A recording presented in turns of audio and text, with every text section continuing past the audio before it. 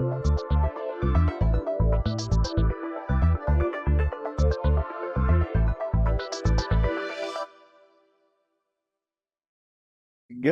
morning. Hello, everybody, and welcome to the inaugural episode of the OFFBEND Podcast. I'm Hayden Phillips, the CEO and co-founder of OFFBEND. I'm here with Carson Meadors, my co-founder and the current COO of OFFBEND.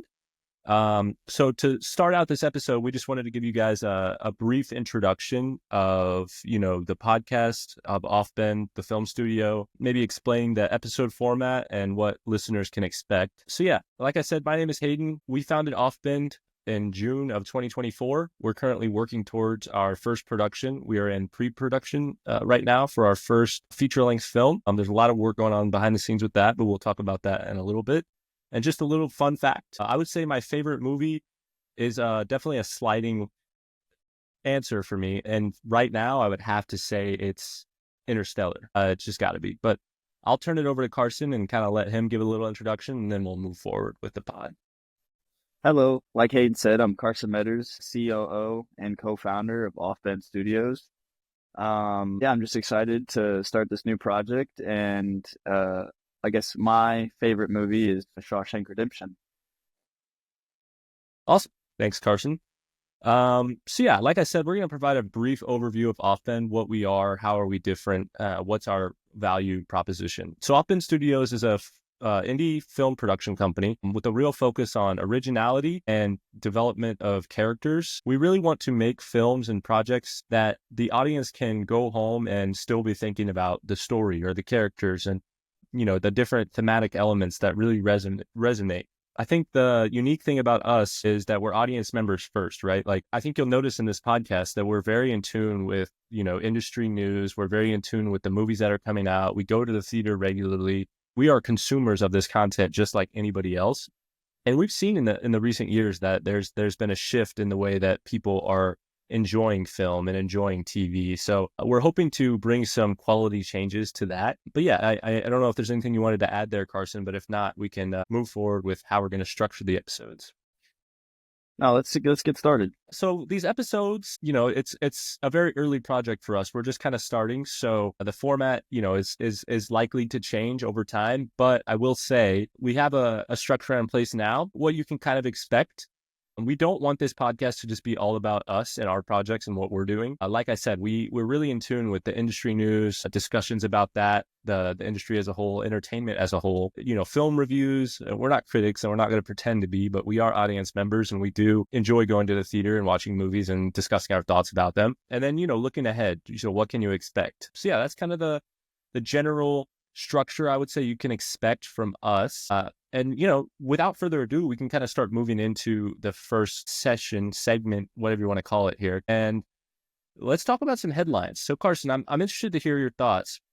The first one is James Bond, right? The last, how many has it been? Let's see, Casino Royale, Quantum of Solace, Skyfall, Spectre. There's definitely a couple more that I'm forgetting here, but I guess he was probably in like the last 5 or 6. Daniel Craig was the titular James Bond character. So I'm curious if you have any idea now that the James Bond rights have landed exclusively with Amazon, and Amazon has full creative control and influence on who will be the next James Bond. Do you have an idea for maybe who it should be? And I'm interested to hear why you think it should be that person.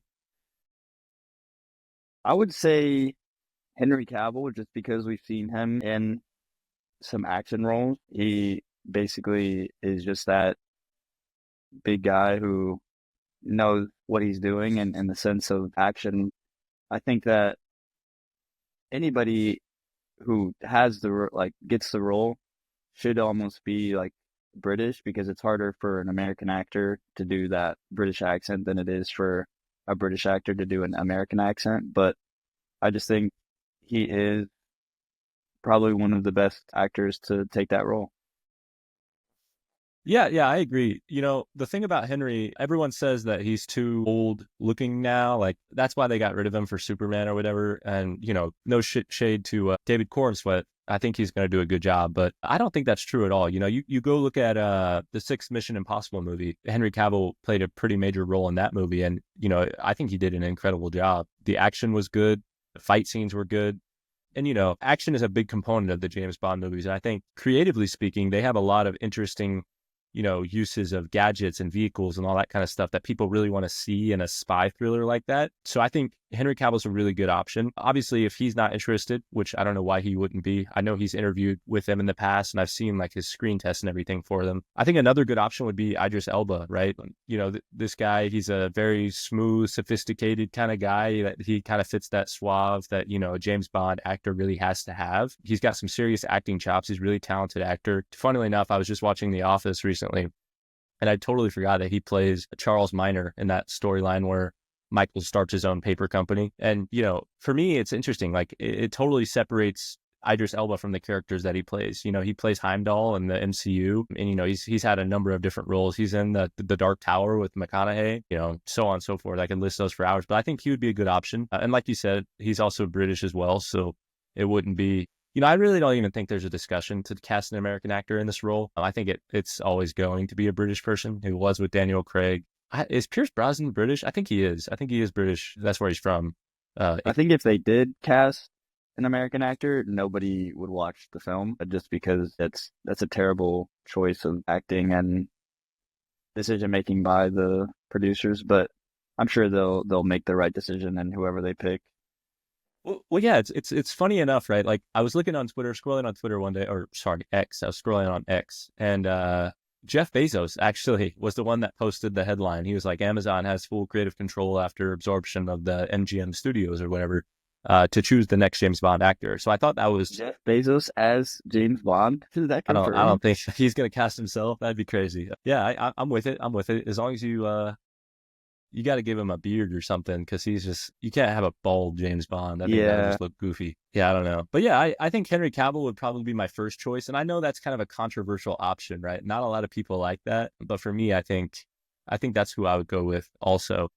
But yeah, that's definitely an interesting one to keep in mind. I'm interested to hear what other people think about that as well. But those two are probably near the top of the list. And, you know, it'll probably end up being somebody that nobody's expecting because that's how these things always go with fan cast. You know, similarly to the John Krasinski, Mr. Fantastic stuff. I mean, they gave us that little fan service payout in the Multiverse of Madness, but obviously Pedro Pascal is gonna be the main MC. And like you said, they probably want somebody younger, because they also are interested in making like TV series and just expanding the James Bond universe, I guess. And I guess that would make more sense to have somebody younger who has more longevity in terms of making more films and making more content rather than somebody who might be older in the sense of they can't put as much content out and at some point want to retire from the James Bond films. Yeah, no, you know, for me, it's like, I really like Daniel Craig and I understand, you know, if he wanted to step away from the role, I totally get that aspect of it, but he doesn't look like he couldn't still be James Bond. I mean, he is definitely getting up there in age, but he wasn't that young when he started either, right? I mean, it was probably like, what, 15-ish years ago, the first one that came out? Which was, I think, Casino Royale, wasn't it? Wasn't that the first Daniel Craig movie? I can't remember. I'm not Either exactly that or sure. Skyfall. Skyfall was not first. I think that was like the fourth one or the fifth one even. Because there's also that not something about a dead man. It's not Dead Reckoning. That's Mission Impossible. Anyways, moving on. Yeah, so I think Henry Cavill, Idris Elba, both good options. Whoever they end up choosing, I'm good with it as long as they fit the bill. I don't want them to try and like redo the whole James Bond aspect, right? Like James Bond is very, you know, he is what he is, right? He's a 007 agent. He's, you know, a womanizer. He's smooth with it. He's got, you know, he's got some chops with like firearms and driving and all that kind of the things that make that movie interesting. But anyways, I hope they just stick within the confines of that and get somebody who can believably play that role. Otherwise, I'll be kind of disappointed. But I have faith that they'll make the right decision, because this decision doesn't come around very often, you know. If they screw it up, they got to do it again. So I think they're going to prioritize making the right call there as well. Moving on, another interesting headline. Scorsese has recently announced that he's set to direct a Hawaiian crime movie starring Leo DiCaprio, The Rock, and Emily Blunt. I'm interested in this one a lot because, you know, it's Scorsese. I mean, the guy is, I mean, there's not enough you could say about him. He's one of the best to ever do it. He may be up there with some of the best to ever do it. So I'm interested to hear, you know, your thoughts on the initial cast announcement, right? The Rock is an interesting choice. A lot of people hate on him as an actor. They say he's kind of the same character in every movie. And I guess if he's playing like a hardened criminal drug lord or something in the film, which I think he is the antagonist, if I read correctly. But Leonardo DiCaprio and The Rock in the same movie, that just seems interesting to me. They seem like they're on two different kind of tiers of acting ability. And maybe I'm not giving enough credit to The Rock, but I don't know. What do you think? I mean, I felt like The Rock did a good job in the DC film. I'm blanking on what you mean Black Adam? Yeah, I felt like he was a good antagonist for Black Adam. He's kind of like an anti-hero in that movie, though. He was kind of like the good guy and the bad guy at the same time, you know? Yeah, true, but I guess, in the sense of he was fighting against the heroes, and he was the one, like, creating the problems, in the sense of, like, not allowing the heroes to save people. But I don't know. I feel like for the Hawaiian crime, is it a film or is it a TV series? It's a film, It's right? a movie. Yeah, it's a movie. Yeah. I don't know. I looked at the cast, and I think it's probably going to be a very stacked film set in the 60s, 70s. So I'm kind of interested to see how that plays out, with how they set up all the, like, where they're going to be filming and stuff in Hawaii. And because I mean, that definitely plays a little bit part into high stakes and the time period we're looking to Yeah. No, that's true. I haven't really actually thought about that, but no, Hawaii is definitely an interesting setting. Just general beach town movies like that, I have a soft spot for them. Don't know why, but you know, I think they're awesome, and they give an entirely different feel to the movie. Which is why, you know, we can put this out there, right? Originally, when we were writing High Stakes, we were going to set in Los Angeles, and this was the plan up until a few weeks ago. We started doing an analysis on, you know, costs, feasibility, tax credits, and all that kind of stuff. And we realized that maybe it's just not, I won't say where we've moved it to quite yet, because I want to make a larger reveal about that. But I think the new location offers a lot of interesting history and culture and all that kind of stuff too. So I'm excited to dive into that a little bit.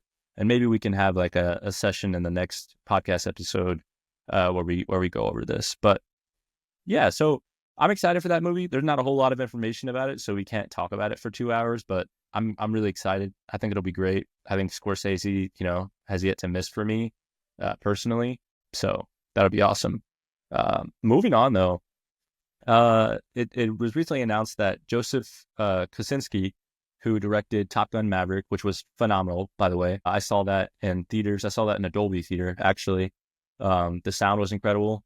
You know, obviously working with fighter jets, they're very loud. I was able to feel that experience. And, you know, I'm sure there's somebody with a home theater setup out there that got a better experience than I did. But, you know, I love that movie. I love Tom Cruise. I think he's one of the last true movie stars that are out there right now. But anyways, the guy's directing a UFO conspiracy thriller movie. I think that's crazy. That's a far step from a Top Gun, which is kind of like a triumph. And it's not really a war movie, I wouldn't say.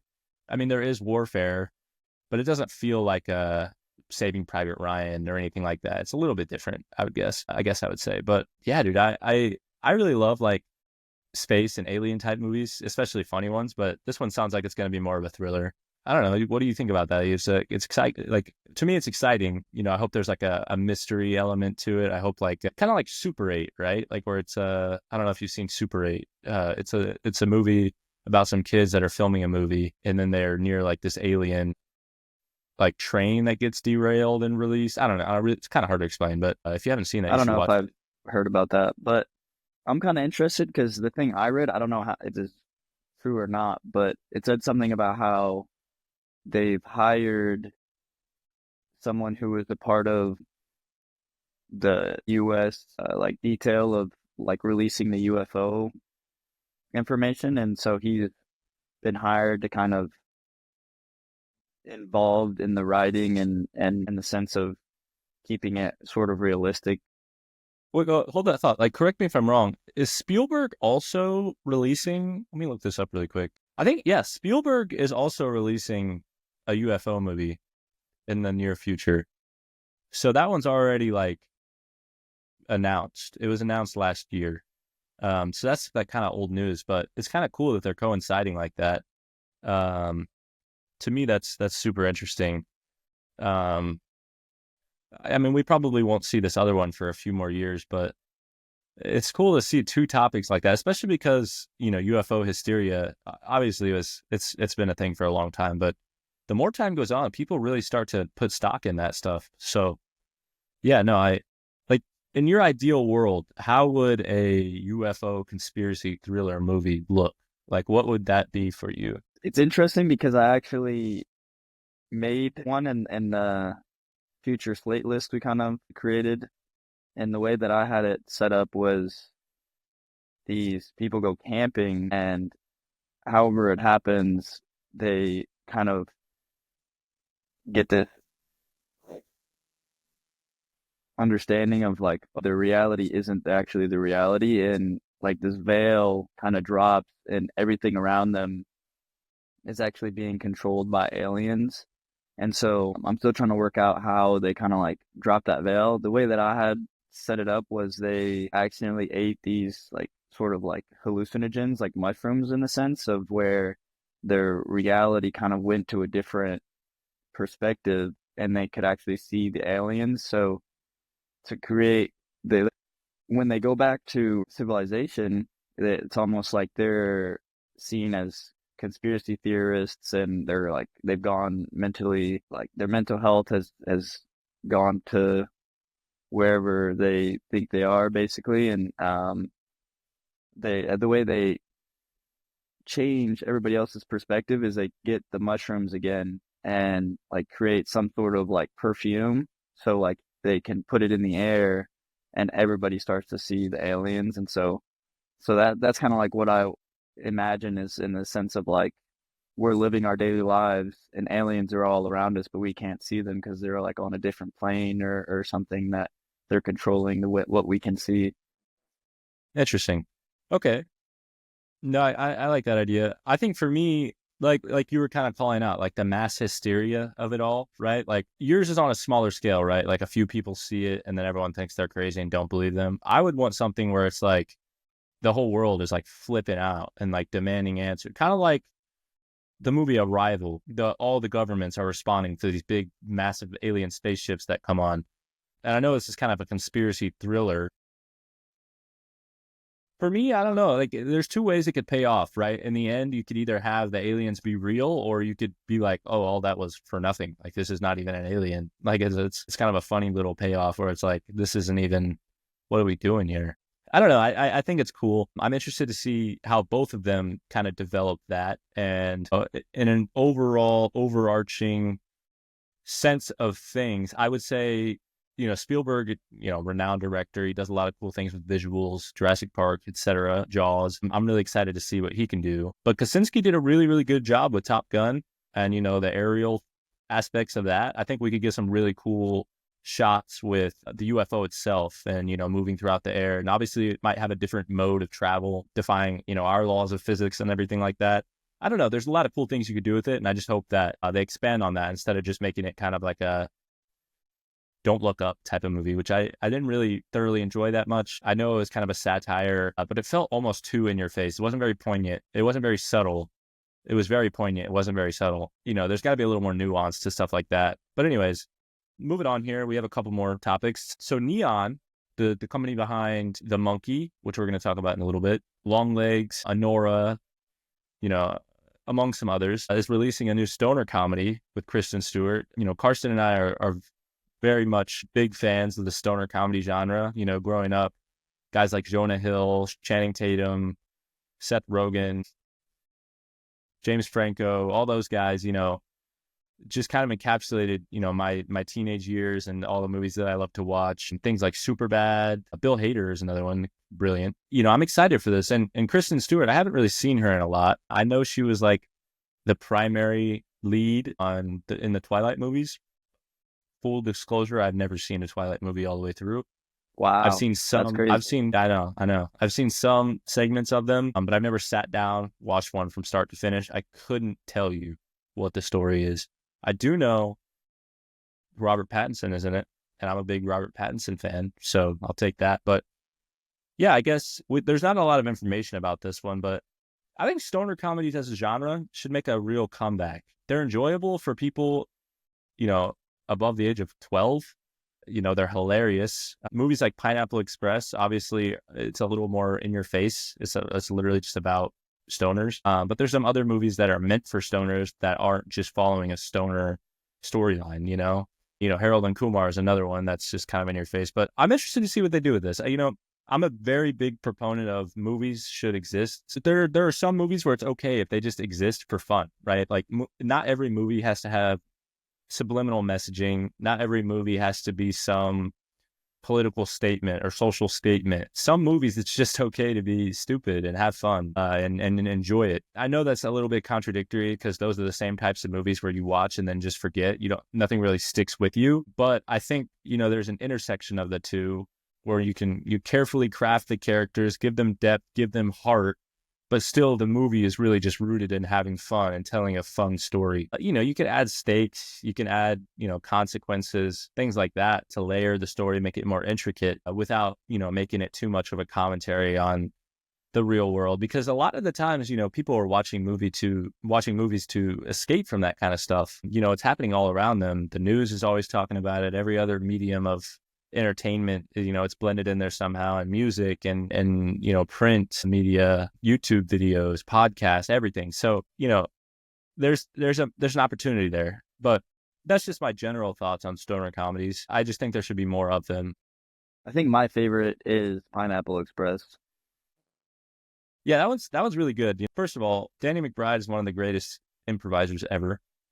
The guy can flat out make something out of nothing. And I think that's awesome. But, it's kind of sad. James Franco and Seth Rogen really aren't friends anymore because of all the allegations against James. But those two at their peak were a duo to be reckoned with. I love watching them together. They're hilarious. Just recently, I watched The Disaster Artist, which is more of a James and Dave Franco movie, but Seth Rogen does have a small role. So it's good, seeing them together again. It's something I hadn't seen before. But yeah, I've seen that. Yeah, it's pretty good. It's about The Room, which is a movie made by Tommy Wiseau, which is like one of the best and worst movies ever of all time. I think it's really just one of the worst movies of all time, but it's one of those things where you just have to watch it because it's so bad. And then it becomes like a cult classic in that way. Interesting. So yeah, you should look into that one for sure. All right. Let's move on to our last kind of current industry headline. Will Smith. This guy has had a year or a couple of years. When was the slap? Was that 22? I feel like that was like 3 years ago at this point. Oh, it's been a little bit. Yeah, but that was a big thing, obviously. He's really not had a major rebound since that. I mean, it still seems fake to me. Like it was like a whole skit that they just we should just keep it going. In some ways, it does feel a little bit fake, right? But to me, I think it's not because of the way that Chris Rock kind of responded to the whole situation. Yeah. But not only that, but like his reaction in the weeks and months following that, like he would consistently avoid talking about it, like in his comedy shows until he was like ready to address the situation. Because, Will Smith slapped the shit out of him on that stage, man. That was on live television. That was incredibly embarrassing. But anyways, Will Smith, one of the biggest actors of the 2000s, a lot of things, he was in Hitch, he was in After Earth with his son, Jaden. He's in the Men in Black movies, just to name a few. I Am He's Legend. also in, he's in I Am Legend. That's a great one. He's in Hancock, which is a great segue here. He teased Hancock 2, which is a movie that I don't think anybody was really expecting to get ever, but I think it's one that nobody's going to be disappointed about. I think the first Hancock did a lot of really, really good things with balancing the superhero, superpowered aspect with, this guy is just like a normal guy with powers, right? Like he had alcoholism, he has some strained relationships. His life was anything but perfect. And I think that offered a really nuanced take at the time for superhero movies. It was like The Boys without the comic accurate like level of how many superheroes there are, I guess. Exactly, yeah. But yeah, Hancock 2 is teased, so I think that's a really interesting choice. And Zendaya is apparently tied to the project in some way. Now, this is just speculation, I think, because Will mentioned this on like a podcast or something. So I don't know if there's conversations ongoing with Zendaya, but he did mention that he would like Zendaya to appear in the film. I think that would be cool. I think she's a good actress. Yeah, I don't know. Like she's in the new Shrek movie too, which I think is interesting. I'm not sure what that's about. Also, the animation for that, I'm not the biggest fan, only because it just looks so different from before. It does look a lot like they look almost shinier in a sense of like they have like makeup on in the movie. Yeah, I get it. Like animation has changed since then. The technology has gotten better, but it's also changed the workflows and everything like that. So I get it. Like it's going to be different, but it just looks almost too different. And I'm not going to hate on the film until it comes out. It could be a really great layered film. The Shrek movies tend to be pretty good, but again, it just looks different. It doesn't feel like Shrek on first glance. But that was like a 10-second teaser video, so I'm sure that'll change. But just saying. It could also be like how they did it with Sonic, just to see what people think, and then I did see people talking about that. They're gonna change it. Yeah, I did see people talking about that. And the Sonic redesign, I know it's talked about a lot, but wow, that was I also huge. think the thing they did with Sonic, I wonder if it was just a marketing stunt to bring awareness to it, because like a lot of people were upset about it, and then it like generated a lot of talk. Like I remember hearing about it, but I never went to go see the movies. But I mean, it definitely was anticipated for the changes that they made. Yeah, no, I agree. I've seen all three, but I just watched them all within the past like 3 months. I saw 2 of them at home. I think they were streaming on Paramount Plus, and then I saw the third one in theaters maybe a month or so ago, whenever it was in theaters. I like the movies. They're pretty good for what they are, right? Like, and I'm 22 years old, and I enjoyed it. So it's not just meant for kids.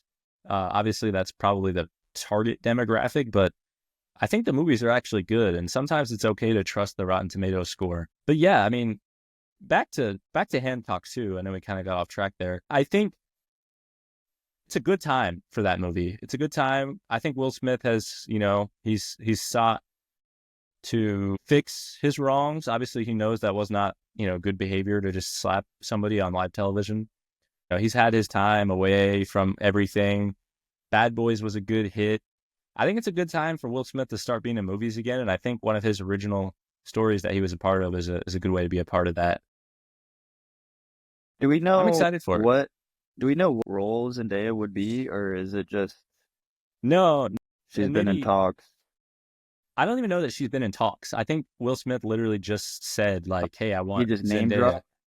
Yeah, like I'm trying to get Zendaya in this movie. Like I think that's what I was wondering, because what I read, it didn't seem like they knew too much, so I don't know if new information had come out. But no, that's funny that he just name dropped her. And yeah, like imagine being Zendaya and that's the first time you hear about that. But I mean, it's Will Smith, dude. Like he's got to be respected across the industry. Like he's been doing it for a long time. He started in music even. Like he was a rapper. Yeah, which is cool. But Zendaya's been busy though, because I think she's still doing Euphoria, and like you said, she's Spider-Man. She's in that too, and she's in Shrek. Spider-Man. She's in Dune. I can't probably remember a lot else. more. Yeah, I'm blanking right now, but I mean that's already a lot. She was in Challengers last year. Yeah. I mean, she's a working actress, right? She's getting the roles. I mean, she's not having any trouble with that. But no, Hancock 2, I'm excited. We'll definitely review it on the pod whenever it does eventually come out. Even if it's in 3 years from now, we'll still be making episodes, hopefully with a lot better setup, right? Hopefully we have a nice little dedicated podcast room, because right now, I admit, it's not ideal. We are Hopefully we not in can the same record in the location. same room rather than Yeah. That's what I'm saying, right? 500 And we'll have miles apart. some better microphones, some better audio, visual technology, a wholly better experience. Anyways, kind of moving on to the next section here, I did want to reflect a little bit on our 2024 in film. So the way that we're going to do this, I'm going to rank my top 3 movies of 2024. Carson's going to rank his top 3. We can get some honorable mentions if they're there. If not, totally fine. We'll explain, challenges and opportunities that arose in 2024, technology's impact on the industry, and then we'll also go a little bit into independent versus studio productions, and some insights on that, because that's pretty core to our business and what we're doing. So yeah, I'll start. My number 1 film of last year, and this might draw a lot of hate. Disclaimer, I have not seen Anora. I'd really like to. I'm going to rent it soon. I just haven't had the time to watch it. I wish I had watched it in theaters. But I have not seen it yet. So it's not going to be on my list. I'm not going to mention it anywhere because I haven't seen it, and I don't want to lie. We're all about transparency here. Embarrassingly, and I'm ashamed a little bit to share this, my number 1 movie was Deadpool and Wolverine. Now, hear me out.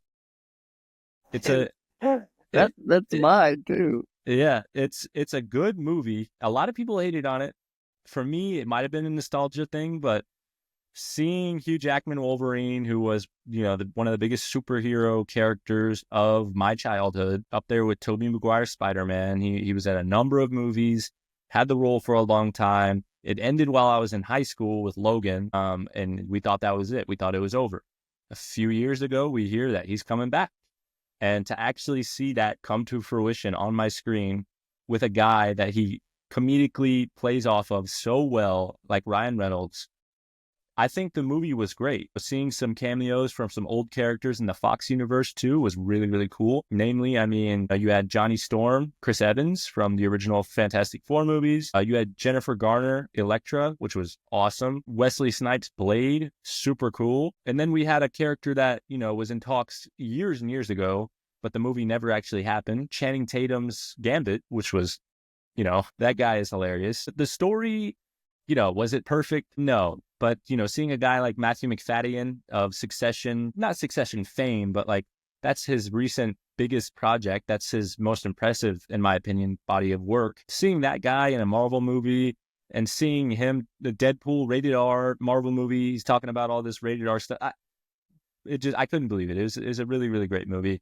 And I think it gets a lot of hate because it's a Marvel movie and the Marvel machine just never stops pushing. But to me, I think it's good. And I think we shouldn't discount a film just because of the studio producing it, unless it's produced by someone like the Weinsteins or something. We should always hate on that. But yeah, Deadpool and Wolverine, number 1 for me. Again, if I saw Anora, from what I've heard, Anora would probably be number 1, but I haven't seen it. Number 2, this might surprise a lot of people, Transformers 1. Now, I know this movie was probably made for a target audience much younger than myself, but it was a very good, hearty story. I think, it told a story that I'm not really familiar with. I'm not up on Transformers lore or anything, but it was the origin of Megatron and Optimus Prime all the way back to the original Primes on Cybertron. The full story took place on Cybertron. I've never seen a Transformers thing that was the case. I've only seen when they're on Earth. So, that was really cool.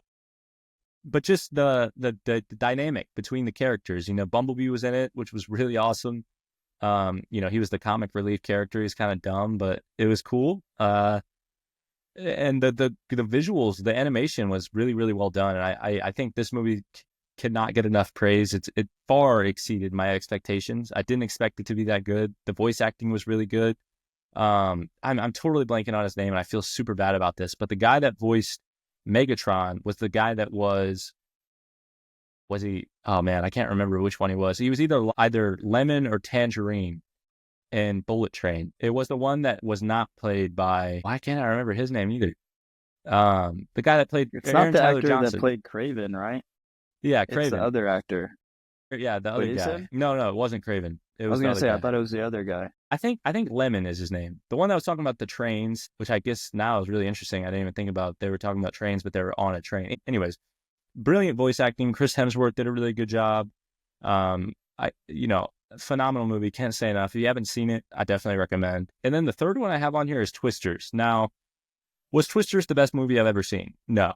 Were there a lot of problems I had with Twisters? Yes. But to me, this signified the return of the summer tentpole. This signified the return of the, movie star. Glenn Powell had a year in 2024, to put it bluntly. He was in a lot of great things. To be fair, his success as an actor has been skyrocketing since he was in Top Gun 2. But this movie it's fun. It's good. The graphics and visuals are good. The performances are mostly pretty good. There was one performance in there that I was like, was this really necessary? I think they added an interesting love triangle subplot that I really wasn't into very much, but it is what it is. I thought it was a fun movie. It brought back the feeling of, oh, it's the summer. Everyone's out of school, going to the pool and all that kind of stuff, which, we don't get summer breaks anymore now that we have jobs. But it brought back the feeling of you're going to the theater with your friends to see this movie while it's out in the summertime, summer tentpole, blockbuster, gonna get a good box office turnout. It's got the stars, it's got the story, the soundtrack is really good. I don't have to justify myself further than that, right? Film is inherently subjective, so if you guys want to hate on this choice, that's fine. But I'll leave you guys with some honorable mentions. These aren't necessarily numbers 4 through 8 or whatever on the list. These are just some other movies that I really liked that I think should be mentioned. Beetlejuice is one. I think Michael Keaton really captured the same energy and essence as he had in the first Beetlejuice, despite it, coming out so long ago, which I thought was really cool. Trap was another one I really liked.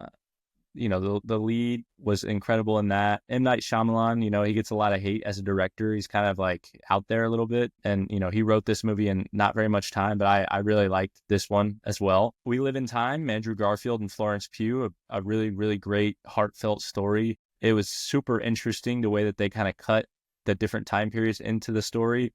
They would go back and forth and back and forth. The overarching story was very touching, very sad, but also very happy at times. It kind of made you appreciate the time that you have in your life with your partner and the people that you love. So I thought that was really good. An interesting one is Terrifier 3.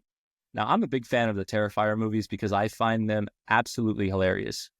I know when I'm laughing at that movie in the theater, people think I'm nuts. Like, this guy is doing the most disgusting acts to other humans and just absolutely obliterating them. And I'm laughing. But I'm not laughing at that. I find that disgusting. I'm not a big, gore person. I just think his mannerisms are downright hilarious. Like when he's waving at people and tiptoeing and there's one scene in the movie where one of the girls was talking about she was really interested in true crime, and she was something like, I really just want to look that kind of evil in the face. Like, how does it look? How does it smell? And he starts smelling his armpits and stuff. You can't, that's unbeatable. That's hilarious. This thing is demonic, purely evil, but he's funny. And I think that's what makes the movie work so, so well. I'm excited to see the 4th entry in that movie series. The first 2 are really good. The first one, you turn it on and it's damn, what the hell is this? This is sick. And not in a good way. This is demented. But the more you learn about the story, the more it goes forward and you see that's what this is about. Okay, I'm getting it now. You can really start to understand. 2 more here. Civil War, I thought was a really cool movie shot from the perspective of, everybody. Anyways, we had some technical difficulties. Apologize for that. I was leaving off of my last 2 honorable mentions here, Civil War and The Fall Guy. Now, Civil War for me is on this list because of the interesting perspective of the wartime photographers. I thought that was a really, really well done take on a modern day Civil War. And I thought, they did it really well. Kirsten Dunst did a phenomenal job in the lead role, kind of mentoring this young girl that wanted to do this, but it takes a lot of guts, and the things that you see, you have to be very desensitized because there's some really gruesome graphic things going on, and it does take a strong-willed person to go through that. And then the Fall Guy, obviously you can't go wrong with Ryan Gosling. I think is obvious at this point. With hits like Drive, he's in Barbie, most recently. He's in, what's that other movie where he drives? Not where he drives. I forget what it's called, but he essentially is he robs a bank. He drives like a stunt bike. I don't remember at this point. But anyways, the guy is he's a brilliant actor. I like him in everything I've seen him in. He's good. So, Aaron Tyler Johnson, again, he's in this movie. Emily Blunt, everybody did a really, really good job. I didn't know what to expect. I know it's based on an older movie, but I hadn't ever seen that. So it was an interesting ride for me, and I thought it was a great movie. But yeah, that's my top 3 plus, another, 5 honorable mentions or whatever. But I'll go ahead and pass this back to Carson so he can give us a rundown on his top 3. And we'll talk a little bit more about 2024 and film beyond just the movies themselves. Yeah, so all I'll say is 2024 was definitely a dry spell of watching movies. I didn't watch too much, but my top 3 are Deadpool and Wolverine. Second is Nosferatu, and third is Conclave. So I really liked Deadpool and Wolverine. Like you said about the nostalgia, it definitely brings back times of going to watch films with friends, and I did that. I can't remember if you were in town or not to go see that with us, but me and some other friends from high school, we went and watched it together, and it's just one of those experiences that you can't really change without having friends there, so, but yeah, I really like the aspect of Wolverine actually in his costume. I'm not a big comic fan. I didn't read a lot of comics when I was a kid, but just the aspect of bringing it more towards comic accurate and seeing him in a different light rather than how Deadpool and Wolverine are definitely my favorite. I can't go wrong with Ryan Reynolds as Deadpool. I think he's definitely shown that he's a good character or good actor for that character. And then, like you said, Wolverine, not knowing if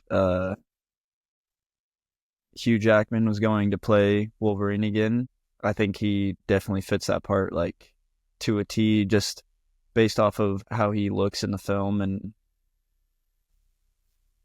and he has that certain aspect of is Wolverine angry? Yes, he's an old man who has seen a lot of stuff in his time and has to deal with that throughout the movie and basically all the movies he's been in. But moving on, so number 2 is Nosferatu. And the main thing I really liked about the movie was the aspects of keeping it in tune with the original. So I am a German major. I graduated last year, and my time out at my school, I watched German films, and one of the films was the original Nosferatu. And I saw a lot of aspects in the new film that I didn't think I would see, just in the sense of they might not use it. But I think the main scene that I really liked was the hand going across the city. That was something that was in the original film, and it's definitely a weird aspect of his shadow being cast over all of those buildings and him basically spreading the plague. It's definitely an interesting concept, and I really like the film based on those facts of using the original scenes. And then my third movie was Conclave. It was definitely an interesting movie in the sense of I grew up Catholic, so just seeing that side of a film where they're using actual Catholic relics and all that type of stuff, and the feeling of being in the Vatican, it felt real and nothing nothing seemed fake in the sense of oh, this is a production set and all that type of stuff. I felt I was in the Vatican, in the sense of I'm also a part of this vote for the new Pope. And it was definitely a cool, just watching that with my family, and because I grew up Catholic with them. But yeah, those are my top 3, and I definitely hope to watch a lot more films in 25. Yeah, well, I mean, we're already off to a good start with that. We'll get into that in a little bit, but yeah, just kind of piggyback on what you said. I enjoyed Nosferatu as well. I think it was a well done movie. Robert Eggers is a very talented, stylistic director. The movie visually was fantastic. I think for me and a lot of other people, the story, if you're not familiar with the original, was just strange. Like, it's just a strange story, right? This vampire guy is so smitten with this young girl that he would kill an entire town of people just to have her. Just because it's strange. It's an interesting story. Don't get me wrong. But when you're going into a vampire movie like that, is that your expectation? Probably not.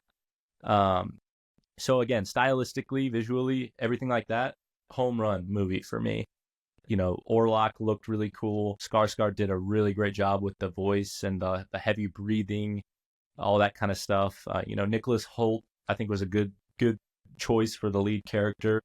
And, you know, Lily Rose Depp obviously did a really great job as well. And, you know, Willem Dafoe and Moore and Tyler Johnson. I mean, that guy has been in everything recently. But yeah, no, I kind of wanted to talk a little bit about some happenings in film over the last year, the challenges, opportunities, what technology presents to the industry, and then also the differences between independent and studio productions and the process to get one actually distributed to a live audience in the theater. So we'll start with the challenges and opportunities. For me right now, and this is kind of going to combine all three of these topics, but for me right now, the biggest challenge I see in film is, simply put, a lack of resource allocation to where everything has to be a franchise movie or it doesn't get made anymore. And I understand from a business perspective, I have a business background, I understand finances, I get all of that stuff, I get the rationale behind it, but truth be told, the larger studios are so fixated on having their own Marvel Cinematic Universe, you know, including Disney, who literally has the Marvel Cinematic Universe and Star Wars, which are two multi-billion-dollar franchises, and they just have both of them, which is nuts. I think every studio is looking for that, and we don't see unique, funny, cool movies. We were talking about this earlier with the stoner comedies. Like, a movie like Superbad is probably not getting made today unless you find somebody who can finance it themselves for $5 million or whatever. Like, it's not getting made by a major studio. It might be distributed by one if they like the end product, but to get that green lit internally, it's probably not happening. It's just not. Like, the way that the studios are operating right now, and again, I understand they're in an interesting spot. Their shareholders want to see the biggest return. The board of directors have a fiduciary responsibility to the shareholders. So I understand the choices that they make, and I understand why they make them. But I think that is the superpower of independent film, right? We right now, our board of directors is us. We make the decisions. We are the shareholders. We drive it forward. Now, that is not to say that we're just going to make whatever we want and hope it sticks, right? We're going to be very thoughtful, use a lot of insights, a lot of data, and we're also going to just prioritize a good quality original story. Now, is that to say we won't ever make a sequel? No, of course not. But we don't have the IP that we can just churn out the same stories over and over and over again, like a Marvel, like a DC, like a Star Wars. And so it poses a really important question to these larger studios. And it's the biggest challenge and opportunity for us right now as an indie. Do you want to prioritize what the audiences actually want to see? Or do you want to prioritize the existing intellectual property that will eventually run its course? Like, do you want to put all your eggs in that basket forever? Because eventually it's going to run out. You're going to wring it dry. Like, it's done for, right? You have to make sure that you're prioritizing what the audience wants to see. If you don't have an audience, nobody's going to watch your movie. That hurts you in a lot of really obvious ways and a lot of maybe not so obvious ways. Obviously, if nobody goes to see your movie in the theater, you don't get box office sales. That's big, right? Movies are expensive to make. If you don't make any money, and the thing about these franchise movies is they cost hundreds of millions of dollars. So they have to make triple that to make a profit after all the marketing spend, everything like that. And then the theatrical cut that the theaters get, it's mind-boggling to me that instead of making unique, fun stories that are original, and I get it, like a lot of stories have already been told in one way or another, but cannot be, especially with someone with as much resources as a Disney or a Warner, why can't they just make smaller, lower budget, lower risk films, attach some star talent to attract viewership, have a good, fun story with resonant characters? I mean, I'm not sure how much it costs, but like The Social Network is one of the best written and directed, Fincher and Sorkin, amazing job. And it couldn't have been that expensive of a movie to make. I mean, the talent had to be probably most of the budget, Eisenberg and Timberlake and Garfield. And so for me, that is the biggest challenge and opportunity, right? You want to balance what's going to make money because you have to, right? You have to. It's a business. You have to. At the end of the day, there's no way around that. If you don't make money, you don't make movies, period. But you have to balance that very finely, I might add, with a desire to please the audience. And you can't just hope and throw things at the wall and hope they stick and say, I can make the shittiest Spider-Man movie ever. And you know what? People are still going to come watch it because it's Spider-Man. Because yes, the first 3, 4, 5, maybe even 6, they'll come and see. But by the time the 7th comes around, it's like, these guys are butchering this character that I grew up loving. I don't even want to give this my money anymore. Like, that's how the well runs dry. And that's how studios need to approach this. Like, you can't just coast on IP forever. But it's good that they are, because it gives us an opportunity in the market to make these original stories, really try and capture audiences, desire for good, well-written characters and, fun theatrical experiences. But I don't know. What do you think about the whole studio model as it is now, and the approach? Every time I feel like I talk about this, I remember, I think it was Matt Damon talking about the reason why he doesn't make those films like his bread and butter of like Good Will Hunting, for example. Like, he can't make those films anymore because it's like the way he used to make them. If you didn't have success in the box office, you had the DVD come in afterwards and you can still make profit from that. So I think a lot of the way these studios are working now has changed that thought process of, we're not going to make money unless if it has a huge box office sale. So they kind of cut back on stuff that they don't want to risk too much, and they put more emphasis on bigger name, like the bigger IP stuff, and continue to like make more movies of stuff that should only have 1 or 2 movies, and finish it. I mean, I guess some movies can have 3, but it just depends on the story and how, like, when you first make a movie, you have to understand if you're going to make another 2 or 3 after that. You can't, like, when you make a first movie, you're going to realize, okay, well, are we going to leave it at somewhere where we can kind of make 2 more films, or is it somewhere we can finish here and just have a good standalone film rather than continue to generate a film that people aren't going to like as much, and it's going to cost a bunch more money to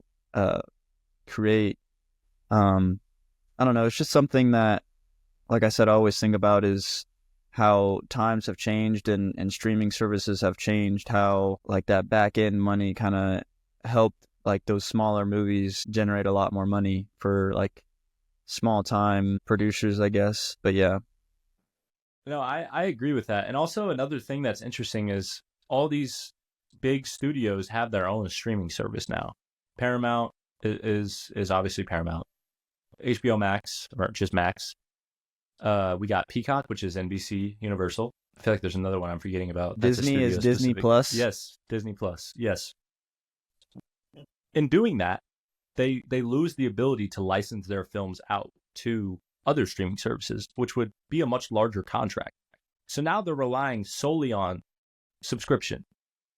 Now, when you factor in the cost of the movies, of the library, And then factor in also the infrastructure costs to manage an app that has millions of users and the overhead that comes with that, and the software engineers and everything you need with that. There's no way that's a winning game. It just can't be. If you instead make a film and then you can sell the rights to show it to Netflix, they'll pay millions of dollars for it to have it in their library, if it's a good movie, which not everything is. But, it's the whole model just makes no sense to me. The way that this is being pursued, and I get it. It's nice to have your dedicated streaming app. I personally love using Max to watch all the HBO shows that I missed in my childhood, like Entourage and Silicon Valley and whatever. But that's not the point, right? The point is they are putting themselves in these pine. And I think there's a huge, huge opportunity. And we're already seeing it with smaller, more independent companies like Neon and A24. But the larger they become, the more bureaucratic they become. And it's a fate that, if not avoided from the very onset of the company, fundamentally and principally, it's unavoidable. I mean, unless you are very, very intentional about avoiding that one-track mind, that's where you're headed, that's where you're ended up, you're done. Like, it's over. Your fate is sealed. But I mean, they just lose millions and millions and millions of dollars. And that's why people say film is dying. Film is dying. Film's not dying. Film is not even close to dead. Film as a medium is just beginning to be explored. I think there's going to be some technological advancements that enhance the way we watch films and interact with films. I think there's been some innovations in the past few years. For example, like Black Mirror made the first, or maybe it wasn't the first, but made like the first mainstream like play as you go type of film. Like that's cool. That's innovative. That's an interesting way to consume this content. Now, I'm not saying we should use AI to make movies. I think everything AI generated is slop. I don't like it. You can tell it's AI. It feels soulless. It feels lifeless. It doesn't have the human touch that makes art. I agree with that. Technological.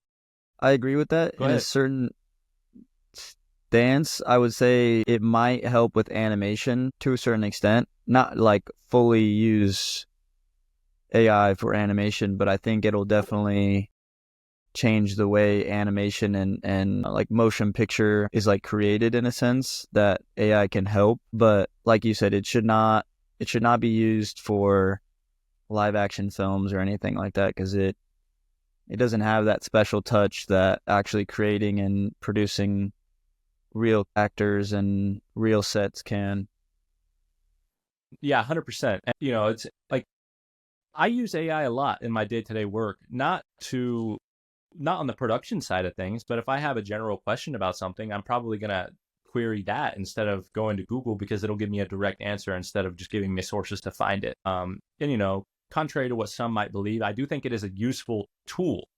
I do not think it is a creator. I do not think it is an artist. It is a tool. At the end of the day, it can enhance workflows, but it should not replace workflows. And, like you said, in animation, I'm sure it'll be able to enhance that workflow, but the end product on screen should never be AI generated. It should be a model built by a human. If they're running into some issue, that the AI would know how to fix on a technical level, then maybe, yeah, you can use it for little things like that. But you should never fully generate artificial intelligence like things. Like, it just shouldn't happen like that, in my opinion. Another thing, though, that's worth noting is that AI can't be original. Like, it can't be. It has a model of training data, and that is all it can go from. Like, it can put those and rearrange those in different patterns, but it cannot create a truly novel thing. And that is tantamount to making good art, is being maybe inspired, but not replicating. You know what I mean? Now, studios love to replicate something they did 20 years ago, again, for no reason. Like How to Train Your Dragon live action. Who asked for that? It was perfect as an animated film. I mean, who asked for that movie? Nobody. Anyways. Hey, all I know is the trailer looked good, though. It didn't look bad. I mean, sure, but like, you're not going to replace the original. You're just not. And there's like 5 movies of the original. Like, they already milked the animated, and there's a Netflix show. At least there was. I mean, what are we doing? Like, why do we need a live action? If they go through and make the entire series over again in live action, A, that's going to cost way more. And B, why? Who is asking for that? I mean, the little kids that the audience is like that are intended to view it probably prefer it in an animated medium. Don't even get me started. I could talk about that for hours. But yeah, I think it's a good time to shift over. So we have a segment. We're going to do some film reviews. We chose 3 films that are recent. We've watched all 3 and reviewed all 3. I'm going to pull up my letterbox here to give some insight based on, the reviews that I left. It's kind of a good way to keep notes, help me stay on track. But 3 movies are The Monkey, very recent. I actually saw it a few days ago. Captain America, Brave New World, another cog in the Marvel machine. And then Companion. I'll go ahead and start with Captain America, Brave New World, because that's the biggest movie I'm sure that most people have seen. In my opinion, it's not a horrible movie. Now, is it a great movie? Also, no. I think there's a lot to be desired from this film. Now, it's an important film, whether we like it or not. Steve Rogers is not Captain America anymore. The passing of the torch has occurred. That occurred at the end of Endgame, going into Falcon and the Winter Soldier, and now it's fully realized Sam Wilson is Captain America. And, I say whether we like it or not because I don't think Sam Wilson could be a good Captain America, but because obviously a lot of us have that nostalgia associated with the Steve Rogers character and Chris Evans as an actor. Now, that is awesome. I like Anthony Mackie. I think he did a really great job in this film. I think it just left a lot to be desired. Me personally, the biggest qualm wasn't the graphics. I think the aerial scenes with the wingsuit was really cool. I think the Red Hulk looked pretty good. All of that stuff was really great. It was mostly the dialogue. The dialogue just didn't hit home with me. I felt like it was a rushed script, and especially with the villain. Like, I did not feel threatened or anything by this villain at all. He felt like an ex-girlfriend from a Lifetime movie. Like, he didn't feel like a Marvel villain. Now, the power scaling is a challenge, right? Steve Rogers, he took the super serum. He was way stronger than Sam is, right? He can fight stronger people, because if Sam was fighting the Winter Soldier, he'd get his ass kicked, right? Like, he just would, because he doesn't have the serum. But he did fight the Red Hulk, and he pretty much got his ass kicked, which pretty much validates my point. But anyways, I think what the Winter Soldier movie did really well was the espionage aspect. I think there was a really cool part of that movie that was like political spy thriller, like, oh, they've infiltrated the bureau or whatever it's called. So to me, you're involving the president now. You're in the White House. Why didn't we delve into that more? Like, beyond that. And Harrison Ford did a good job for what they gave him, but I think it could have been a much better movie, and that's just my opinion. But Carson, I'll go ahead and let you give your thoughts on that one, and then we can see what's.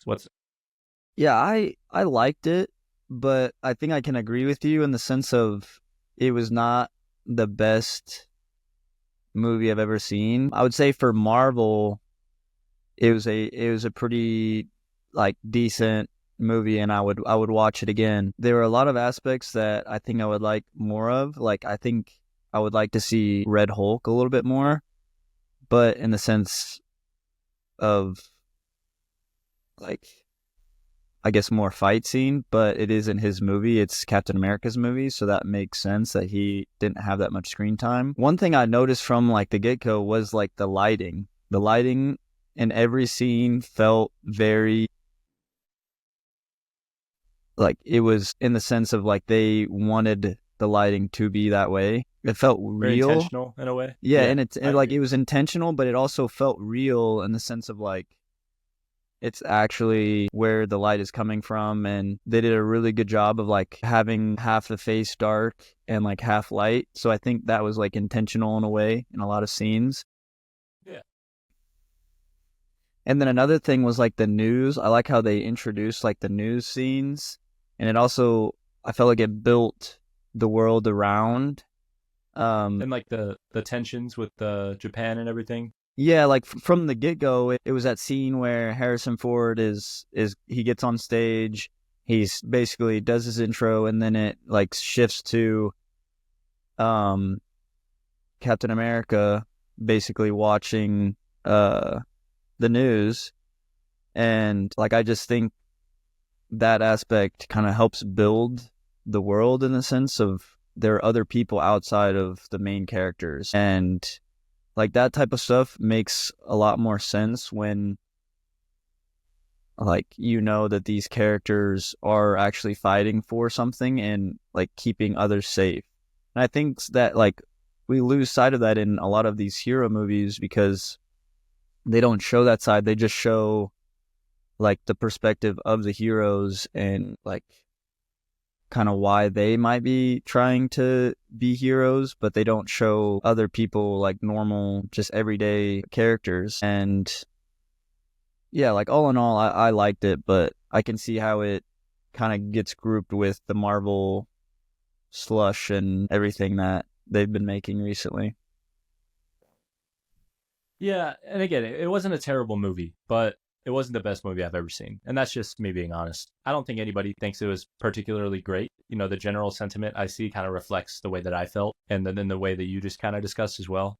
And But also, again, it's like just bringing back up the what you said about the dialogue, there was like an early scene where he kind of like Anthony Mackie seemed what's the word, like goofy in what he said, and I was like, I can't tell if they're trying to like kind of take off of what like a comic book might say, because that's kind of like the feel I got of like, oh, they're trying to like almost have like comic book writing in the sense, because he said something and I was like immediately was like, what? yeah, okay. So a little bit of technical difficulties again, but we're going to go ahead and shift gears here to Companion. For me, Companion was a ride, man. It was nothing like I expected. Like seriously, at all. I tried to go in fairly blind, so I only really knew what the trailers showed, which admittedly was kind of a lot, but I wish I hadn't seen that even. But I really enjoyed this movie. It was a ride, like I said, with the background of the people behind the film, you know, with Barbarian and whatnot. You knew it wasn't going to be a wholesome movie, but damn, was this movie just straight up demented in a lot of ways. It was fairly enjoyable, right? Like it wasn't an insane masterpiece work of art by any means, but the performances were all pretty solid. You know, it was a small cast in a fairly isolated environment. And me personally, I'm a huge Jack Quaid guy. I know he's kind of a Nepo baby. You know, he's the son of Dennis Quaid, but I really like him. You know, he's in The Boys. He's in that new movie Novocaine that's coming out. He's in Scream 5. You know, he does a good job in every role that I see him in. He's in Hunger Games, among other things. And then Sophie Thatcher. Wow, what a performance, right? She really captured the essence of playing, spoiler alert, robot. You know, she walked funny, she talked funny, and you could kind of tell something was up with her from the very like onset of the film. You know, I have never seen her in anything before, except for Book of Boba Fett. She had a small role, but I think she did a fantastic job, you know, having the almost uncanny characteristics of a robot playing human. It could have had a little bit better stakes, in my opinion. It felt like a little bit of the time there weren't really any real consequences, which I know it's a movie, right? That's going to be a qualm with most of them, but there's a few really good twists, and you know, in my opinion, it's a really, really good watch. I highly recommend. I'll hand it over to Carson because he actually just watched this, so I'm interested to hear his fresh thoughts on the movie. So I really liked it. It seemed like it wasn't that much to create. Like it was simple, and I was kind of confused at first because I didn't watch the trailer. I just knew she was an AI that ends up killing people. But I assumed that the robots knew they were robots. So it surprised me when they were like, "Oh, you're a robot," and they were like, "What? What are you talking about?" Like, but it makes sense that they didn't know because it makes it more lifelike. But one thing that I was like, in the dialogue, when Iris was talking to the girl that Josh was like I forget her name, intertwined with, that like was trying to murder the Russian guy. They were like saying something Zoe? Like, yeah, maybe Zoe. And the scene where it was just Iris and Zoe, they were talking, and Iris said something like, "Oh, you not like me," or something, and Zoe said, "Yeah, you just kind of make me feel replaceable." And from that like dialogue, I thought, oh yeah, she knows she's a robot, because then she would kind of like reassured her and was like, "No, you can't be replaceable," and all this and that. And then I found it interesting that the meet cute scene wasn't even real. It was just that's how they kind of created that love interest inside the robot, and then how they represented love for the robots was like a pain inside them. I feel like that kind of definitely creates an interesting perspective on love and what it kind of does to a person. But yeah, I just found like a lot of those things interesting in the subtle details in the movie. And another thing was when the repair guys came at towards the end of the movie, and they were taking Iris away, and they were talking about how like, oh yeah, like this guy's fucked or whatever because he's like, definitely they had the fraud prevention or whatever. Yeah, I was thinking, I was like, hard drive. Yeah, I was like, if that's true, then their original plan of trying to kill the Russian guy would have never succeeded, because they would have known, they would have had the recording of like whatever. Yeah, I think that's kind of the. I get what you're saying, right? Like, I think that's kind of a funny payoff at the end. Like, the whole time, the plan was pointless. Never would have worked. Yeah. Like, I really liked the male robot though. I thought he was sick. Lucas I didn't think he was a robot, and then it hit me as soon as they were in that scene where with the money, and they were like trying to split it 4 ways. Because I even was like, yeah, why aren't they splitting it 4 ways? They were like, oh, it has to be 3, and then like as soon as he was like, are you kidding me? You're leaving out him? And then I was like, wait, he has to be a robot. And then like 2 seconds later, that was when he was like, go to sleep. And I was like, wow, that was a reveal. That was a hell of a reveal. And he went crazy towards the end of the movie. It was like, I don't know, man. He went psychopathic. And that was another thing about the repair. The 2 guys that I found interesting was that they didn't recognize the robot right away. And it kind of shows how old these robots can be, and like how many like there could be in this world. Like, there's so many robots that the repair people or the people that work at the company don't even know all of the like what the robots look like, because they've created so many different ones. And 100%. Yeah, no, I agree with that. Yeah, like we said, overall good movie. I'd 100% recommend anybody to go watch that if they haven't already seen it. I think it was a really phenomenal film. And kind of tying back to our older points, it's an original movie, right? It was a cheap original movie made within the confines of a smaller budget, but it did. Do you know how much the budget was? I actually don't know, but I imagine it was somewhere around like 10 million. Yeah, I was gonna say it seemed like it wouldn't need that much, because they were in the house basically the whole time. Yeah, exactly. In the woods. I mean, okay, but no, I highly recommend. But yeah, in lieu of talking too much more about it, if you haven't seen it, I know we kind of spoiled a few things, so I apologize for that. But if you have, I hope our thoughts aren't too far off from yours. But again, such is the subjectiveness of film. Moving on to our final one. This is the one I saw most recently, The Monkey. Now, I had no idea what to expect with this movie, right? But it's an Osgood Perkins movie, and he did Longlegs, so I thought it's got to be pretty fucked up, right? First thoughts, and this is what I thought at the very end of the movie. I was like, this is straight out of a Goosebumps book. Like, this is a Goosebumps-ass storyline. And that was just my immediate thought. But, Oz wasn't kidding when he said it would feel much different than Longlegs. Longlegs left me feeling despair and just bad all around. This movie was kind of lighthearted and funny in a lot of ways, despite the absolute gore fest that it was. Like I said, very, very gory at many times in the film, but weirdly funny with a touch of some scares, some jump scares, manifesting more as anticipation, like anybody could die at any time. It's kind of like the feeling you get when Homelander's on the screen and The Boys. Like, he could just kill anybody in a second and you just don't even expect it. It could be so sudden. That said, the movie was good, not great. I really did like how Theo James played both the antagonist and the protagonist. I thought that was cool. It made sense because they were twins. So it wasn't like a far-fetched storyline or anything. You know, he's managing his relationship with his son. He's going back to his childhood, this thing that traumatized him and killed his mom or whatnot. And then the bowling ball just totally took his head right off. That was pretty disgusting. The worst one, in my opinion, the worst kill was the uncle getting trampled by the horses in the sleeping bag, and then they opened the sleeping bag up. Oh my God.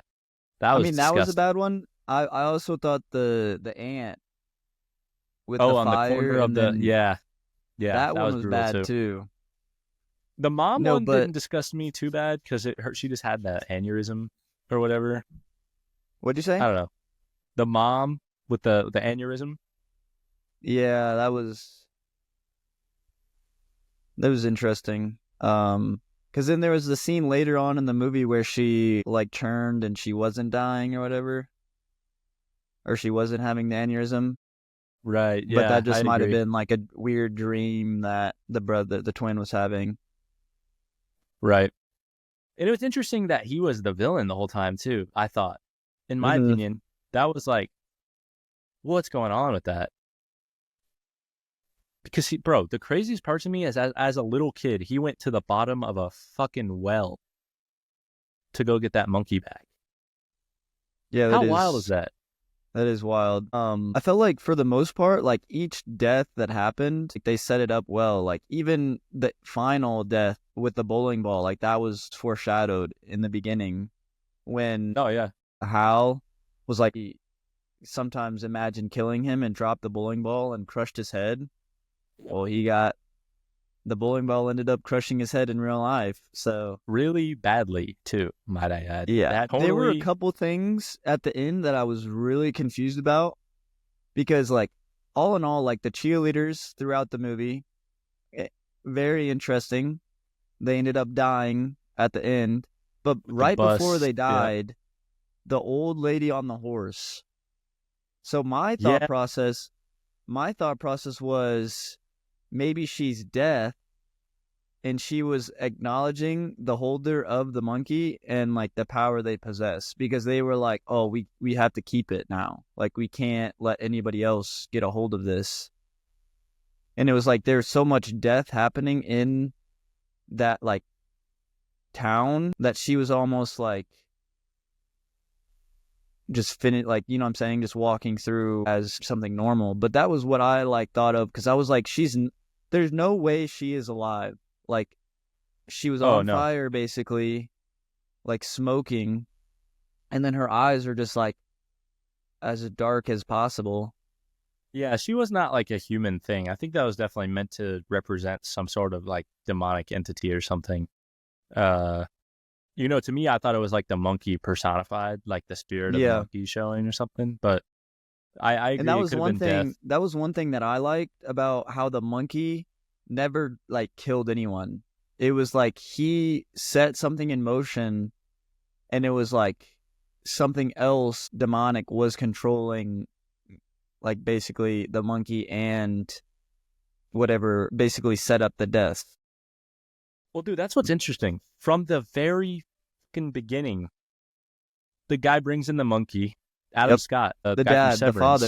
Yep, he brings in the monkey, and he's like, we are all totally fucked if you spin that thing. And then he's like, I don't feel totally fucked. And then shoots him with a fucking harpoon and drags out his intestines. Bro, that was when I knew this movie was going to be totally messed up. But again, I think it was worth a watch. I think it was a good movie. I'm interested to see what Osgood does next, because Long Legs to the Monkey is quite an interesting step. You know, his projects are all kind of off-putting, I guess would be a good way to describe it, but we'll see where it goes.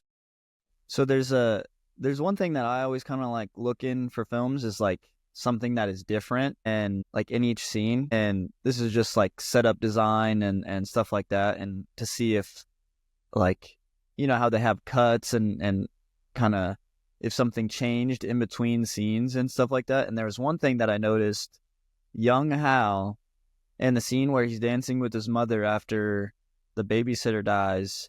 You know how he had that wrist, like he had that wrist guard on his wrist basically the whole film as a younger kid. Yes. In the one scene where he's dancing with his mother, it shows it on his right wrist. So in the sense of something wrong, they just put it on the wrong wrist, which, I don't know, it's kind of confusing to me, and like just a small detail of the movie that like doesn't affect it, but it just kind of is always interesting to find those subtle details of something wrong. It could have been intentional, but I don't know why they would have done that. I couldn't tell you. We could analyze that all day, but it would I was be also just probably thinking, over-analysis. just bringing it up, that like maybe I'm wrong, and the way they were recording it, it was just like flipped. Like they could have been recording it in like a mirror or something, and it just like looked different. But what I remember is just seeing it on his, like, on the wrong wrist, and I'm like, wait a sec, because it should be something that is intentional. Like you see it on his wrist the whole time, but they'd never talk about why he has it on his wrist. You know what I'm saying? It's like one of those things that like it's part of his character, but they never talk about it. So when it is wrong, it's just like it stands out. No, that's actually interesting that you say that. There was a Goosebumps poster in the movie too. So maybe the director knew that this was a Goosebumps-ass storyline. Just saying. Because it was. Where was the it poster? Felt like the haunted mask. It was in the kid's bedroom. Like when they opened the door, it was like right next to the door.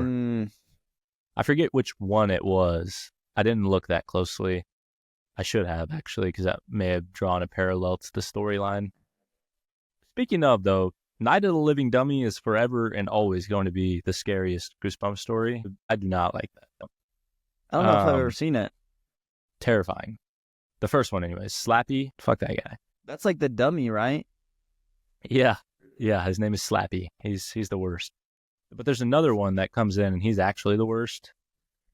I forget. I read the book, and it, years and years ago. It was like 10 years old or something. But anyways, I've only ever seen like what was it? Like not recently, but it was like the Jack Black Goosebumps, where all the all the books came alive. That was he's like, in that too, though. I think the dummy is. No, yeah, that's what, like, I think what I know him from, because he kind of like orchestrates. His specific story though is terrifying. I think he is the main like character that like brings all the other characters together at that one. I think they're at the school or something. He's definitely one of the more recognizable ones, so that would make sense. But anyways, not to get too off topic, The Monkey, I would suggest going to see it. But yeah, anyways, I'll give my star ratings for each movie out of 5. So I'll give Captain America, Brave New World, a 3 out of 5, a flat 3. I will give Companion a 3.5 out of 5, verging on a 4. It's closer to a 4 than a 3, is what I would say. Whereas, the Captain America is barely a 3. Like I would venture to say between 2.5 and 3, but I'll give it the benefit of the doubt. Give it 3.5. The Monkey I would also put at a flat 3, but it's closer to a 3.5 than it is a 3. So, if I had to apply decimals, I would say like 3.05 for the Captain America, 3.86 for Companion, and then like 3.43 for the Monkey. Yeah, that's how I'd rank them. What about you? For Captain America, I'd probably give it a 3.5 on the dot. For Companion, I would give it like a 3.7. And then the Monkey, I would give probably a 3.7 as well. I feel like these are those movies that like are on the brink of good movies. They just needed something else that is missing, and I don't know what I would suggest right now, but just one of those aspects of a film that like it could be better, but you're not right on the nose. And that's not to say that like whoever produced them or who wrote them could done better. Like at the time, they probably felt like it is a good film, and stuff like this just kind of doesn't get fleshed out until it's already made, and then you're kind of like, well, you're kind of stuck with the final product, and you can't switch as much as you would like. But that's one thing about like when we're writing, we're trying to flesh out a lot of those aspects even before we get into more of that process where you can't turn back. So yeah, those are my ratings. No, that's a very thoughtful answer. In terms of the movies themselves, obviously there's two that are more independent in a literal sense. And then there's the one that's obviously the big corporate machine movie. And yet the corporate movie was the worst one of the three, in my opinion. So let that be a lesson to you, Disney and Warner Brothers and Universal and everyone else. Fox, I guess that's Disney now. Paramount, let that be a lesson. But hey, I'm still excited for Mission Impossible. That's going to be fucking awesome. Anyways, so that wraps up the film review segment. We're going to try to do that every podcast, and we're going to try to film these bi-weekly. So we'll aim for 2 episodes a month, 24 a year, or 26 a year, I guess, if it's bi-weekly. So there'll be a couple of months in the year where we do 3 in a month. Maybe we can do something special with those episodes. But yeah, let's look ahead a little bit. A preview of some upcoming episodes. A lot of the episodes will be functionally similar to this, but hopefully we can give you some more insight on our production process and how things are going for us, some things that we learned, some experiences we're having, share some of the books that we're reading, because I think we offer an interesting lens to view this stuff from. We are new to film.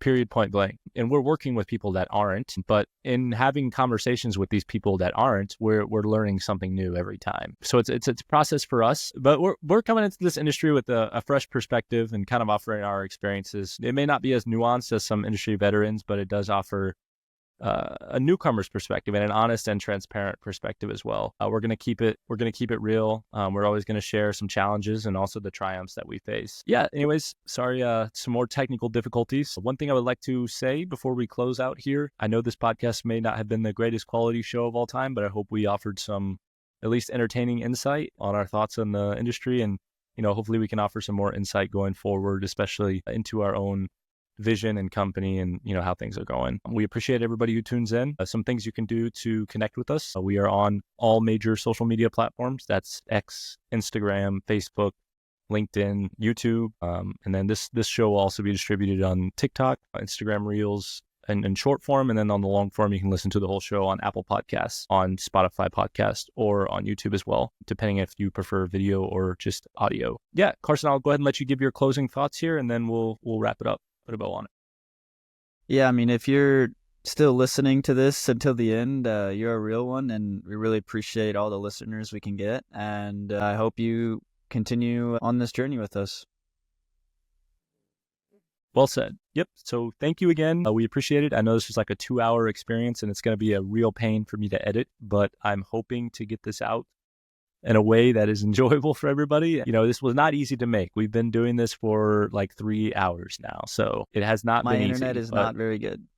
Yeah, Carson's internet is going to need some upgrades. We're going to have to send him the United States is going to have to send him some money to fix that, because this is monumental, terrorist levels of bad internet.